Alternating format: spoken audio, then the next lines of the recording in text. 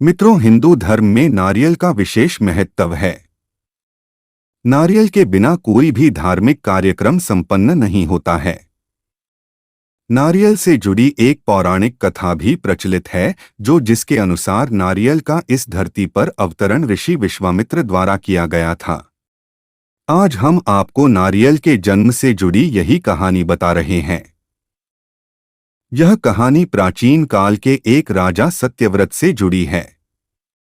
सत्यव्रत एक प्रतापी राजा थे, जिनका ईश्वर में संपूर्ण विश्वास था। उनके पास सब कुछ था, लेकिन उनके मन की एक इच्छा थी जिसे वे किसी भी रूप में पूरा करना चाहते थे। वे चाहते थे कि वे किसी भी प्रकार से पृथ्वीलोक से स्वर्गलोक जा सकें। स्वर्गलोक की सुंदरता उन्हें अपनी ओर आकर्षित करती थी, किंतु वहां कैसे जाना है, यह सत्यव्रत नहीं जानते थे। एक बार ऋषि विश्वामित्र तपस्या करने के लिए अपने घर से काफी दूर निकल गए थे और लंबे समय से वापस नहीं आए थे। उनकी अनुपस्थिति में क्षेत्र में सूखा पड़ा गया और उनका परिवार भूखा प्यासा भटक रहा था। तब राजा सत्यव्रत ने उनके परिवार की सहायता की और उनकी देखरेख की जिम्मेदारी ली। जब ऋषि विश्वामित्र वापस लौटे तो उन्हें परिवार वालों ने राजा की अच्छाई बताई। वे राजा से मिलने उनके दरबार पहुंचे और उनका धन्यवाद किया। शुक्रिया के रूप में राजा ने ऋषि विश्वामित्र द्वारा उन्हें एक वर देने के लिए निवेदन किया।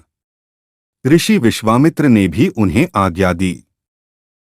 तब राजा बोले कि वो स्वर्गलोक जाना चाहते हैं, तो क्या ऋषि विश्वामित्र अपनी शक्तियों का सहारा लेकर उनके लिए स्वर्ग जाने का मार्ग बना सकते हैं? अपने परिवार की सहायता का उपकार मानते हुए ऋषि विश्वामित्र ने जल्द ही एक ऐसा मार्ग तैयार किया जो सीधा स्वर्गलोक को जाता था।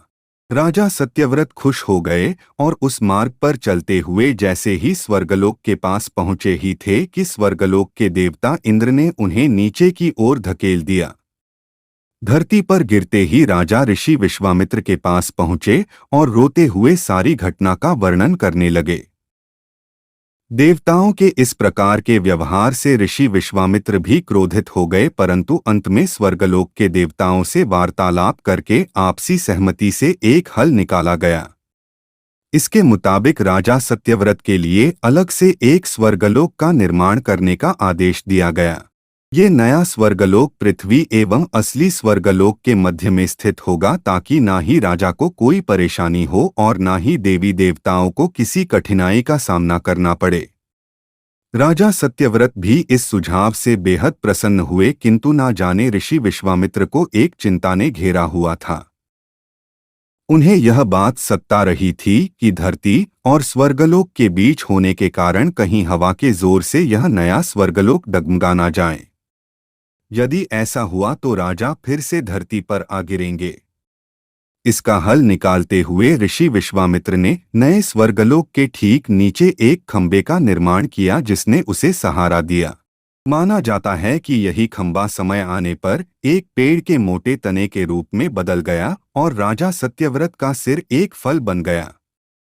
इसी पेड़ के तने को नारियल का पेड़ और राजा के सिर को नारियल कहा जाने लगा। इसीलिए आज के समय में भी नारियल का पेड़ काफी ऊंचाई पर लगता है। इस कथा के अनुसार सत्यव्रत को समय आने पर एक ऐसे व्यक्ति की उपाधि दी गई जो ना ही इधर का है और ना ही उधर का, यानी कि एक ऐसा इंसान जो दो धुरों के बीच में लटका हुआ है। तो मित्रों, आज की हमारी प्रस्तुति कैसी लगी कमेंट में जय श्री राम जरूर लिखना।